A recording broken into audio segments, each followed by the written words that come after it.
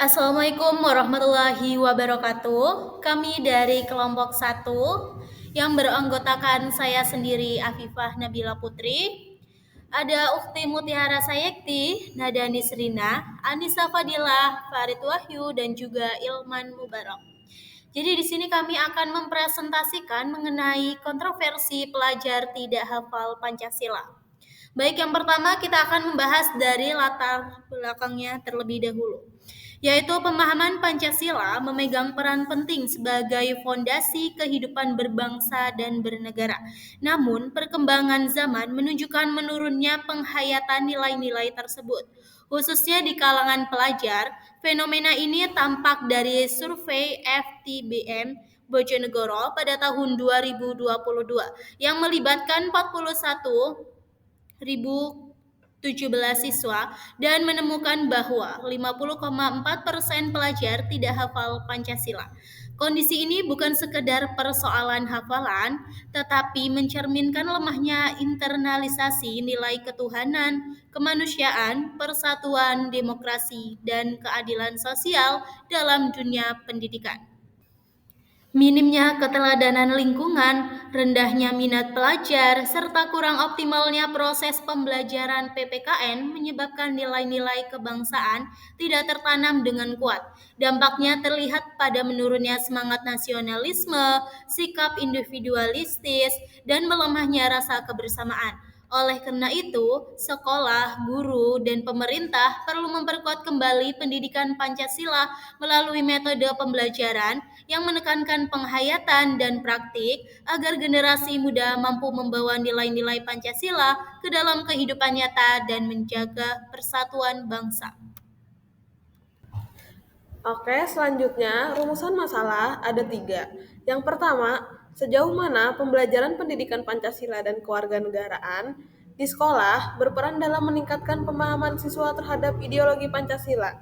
Dan yang kedua, faktor-faktor apa saja yang menyebabkan rendahnya pemahaman siswa terhadap Pancasila, baik dari aspek pembelajaran, keteladanan guru, maupun pengaruh lingkungan sosial dan budaya global.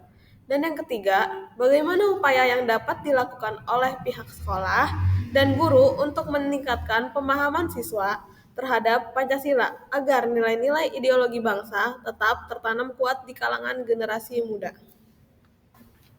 Dan selanjutnya, tujuan masalah. Ada 3 tujuan masalah. Yang pertama adalah menganalisis peran pembelajaran PPKN terhadap pemahaman ideologi Pancasila dengan menilai sejauh mana proses pembelajaran pendidikan Pancasila dan kewarganegaraan di sekolah berkontribusi dalam meningkatkan pemahaman siswa terhadap nilai-nilai dasar ideologi bangsa. Nah, yang kedua, mengidentifikasi faktor-faktor penyebab rendahnya pemahaman siswa terhadap Pancasila dengan mengkaji pengaruh aspek pembelajaran, keteladanan guru, serta lingkungan sosial dan budaya global yang berdampak pada lemahnya internalisasi nilai-nilai Pancasila di kalangan pelajar. Dan yang tujuan ketiga adalah merumuskan upaya strategi sekolah dan guru dalam meningkatkan pemahaman siswa terhadap Pancasila dengan mengembangkan langkah-langkah pembelajaran dan pembinaan karakter yang efektif agar nilai-nilai ideologi bangsa dapat tertanam kuat dalam diri generasi muda. Selanjutnya ada sumber berita dan tinjauan teori. Yang pertama itu ada studi terkait. Dalam studi ini, kontroversi pelajar tidak hafal Pancasila dianalisis menggunakan data dan teori dari sumber berita online. Menurut suara banyuurip.com dan juga artikel pentingnya pemahaman ideologi Pancasila dan dampak ketidaktahuan terhadap stabilitas sosial politik. Artikel tersebut membahas terkait rendahnya internalisasi nilai-nilai teknologi bangsa karena Pancasila seharusnya tidak hanya dilakukan melalui cara menghafal, namun perlu ditanamkan melalui kebiasaan, tindakan, teladan, dan penerapan nilai dalam kehidupan sehari-hari. Yang B ada kerangka teoritis. Kerangka teoritis dari proyek ini mencakup teori dan konsep yang relevan dalam menganalisis isu terkait Pancasila, khususnya pada kalangan pelajar yang tidak mampu menghafalnya. Beberapa teori mendasari inisiatif ini adalah Yang pertama itu ada teori pemahaman ideologi, yang kedua ada pemahaman pendidikan Pancasila, yang ketiga ada teori pendidikan karakter. Selanjutnya ada sumber media berita. Proyek ini merujuk pada sebuah berita online yang diterbitkan di Kabupaten Bojonegoro, Jawa Tengah oleh suarabanyuurip.com dengan judul 50,4% pelajar Bojonegoro tidak hafal Pancasila. Laporan dari sumber suarabanyuurip.com menjadi dasar empiris yang penting dalam riset ini karena menggambarkan keadaan nyata di lapangan bahwa lemahnya hafal Pancasila berdampak langsung pada pengurangan pemahaman terhadap ideologi dan semangat nasionalisme pelajar di Indonesia. Selanjutnya ada metode pengkajian. Yang pertama itu waktu dan tempat. Penelitian ini dilaksanakan pada hari Rabu tanggal 5 November 2025 bertempat di MTS Negeri 1 Pringsewu Lampung. Kegiatan yang dilaksanakan itu secara langsung dengan metode wawancara. Waktu penelitian dipilih berdasarkan kesediaan narasumber dan jadwal kegiatan pembelajaran agar tidak mengganggu proses belajar mengajar. Yang pertama itu subjeknya itu ada penelitian dilakukan oleh guru PPKN yang ada di MTS Negeri 1 Pringsewu yang mewakili kompetensi dan pemahaman mendalam terhadap nilai-nilai Pancasila. Pemilihan guru PPKN sebagai subjek penelitian didasarkan pada perannya sebagai pendidik yang bertugas menanamkan nilai-nilai Pancasila, nasionalisme, dan karakter kebangsaan kepada peserta didik di sekolah.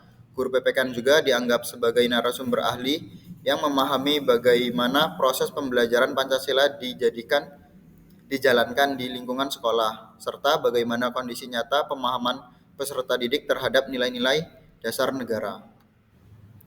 Oke, untuk selanjutnya yaitu metode pengumpulan data. Metode pengumpulan data dilakukan melalui wawancara semi terstruktur dengan guru PPKN MTS Negeri 1 Pringsewu untuk mendapatkan informasi mendalam dan fleksibel.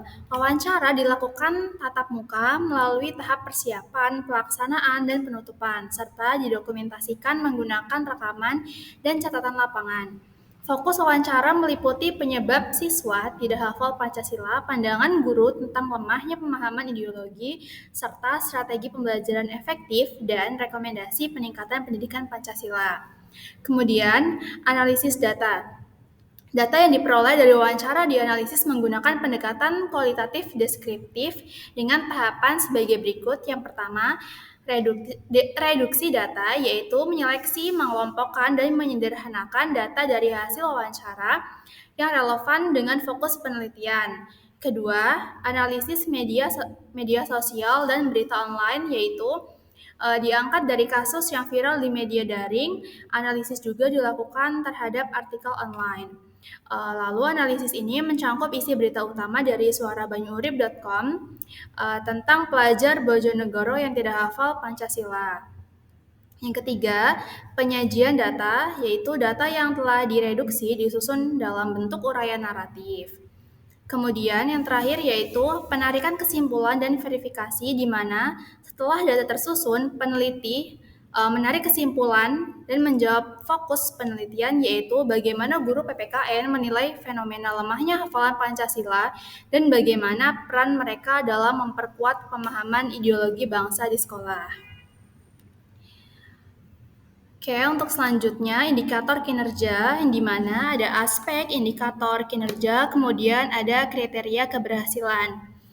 Untuk aspek proses wawancara, indikator kinerjanya yaitu wawancara dilakukan sesuai jadwal, berjalan interaktif, dan berfokus pada topik penelitian. Untuk kriteria keberhasilannya yaitu wawancara menghasilkan data yang lengkap dan mendalam. Kemudian untuk aspek kualitas informasi, indikator kinerjanya yaitu data yang diperoleh valid, faktual, dan mencerminkan pandangan ahli. Kemudian kriteria keberhasilannya yaitu narasumber mampu menjelaskan secara profesional dan komprehensif. Untuk aspek analisis data, indikator kinerjanya yaitu pengelolaan data menghasilkan tema dan kesimpulan yang relevan. di mana kriteria keberhasilan yaitu data dapat menjawab rumusan semua masalah secara jelas. Kemudian indikator untuk aspek yang keterkaitan dengan kasus sosial. Indikatornya itu yaitu analisis menghubungkan pandangan ahli dengan data dari artikel dan media sosial. Kriteria keberhasilannya yaitu hasil analisis menggambarkan fenomena secara aktual dan kontekstual. Kemudian untuk metode evaluasi dalam penelitian ini dilakukan dalam 3 bentuk. Yang pertama, evaluasi formatif di mana dilakukan selama wawancara untuk memastikan pertanyaan sesuai topik serta kelengkapan instrumen dan data. Yang kedua, evaluasi sumatif dilakukan setelah wawancara dengan meninjau kualitas data dan kesesuaian analisis dengan tujuan penelitian.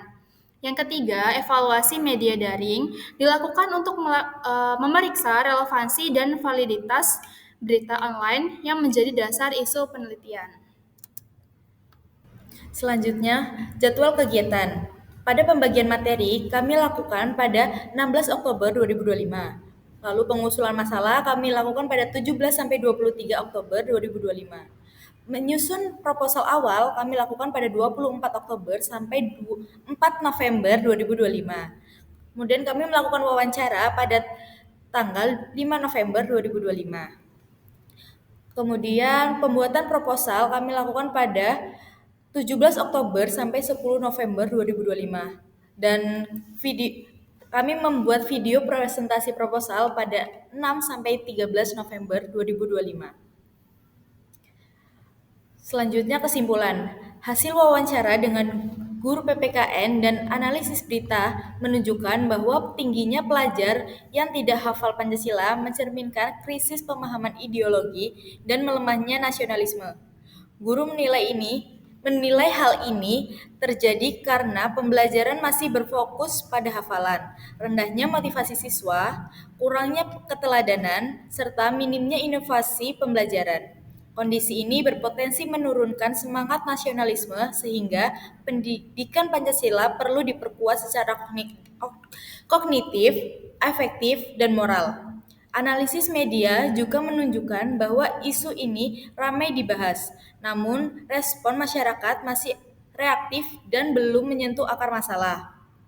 Hal ini menunjukkan perlunya pendekatan edukatif dalam menyikapi isu kebangsaan agar tidak sekedar menjadi viral, tapi juga mendorong kesadaran bersama tentang pengalaman nilai-nilai Pancasila.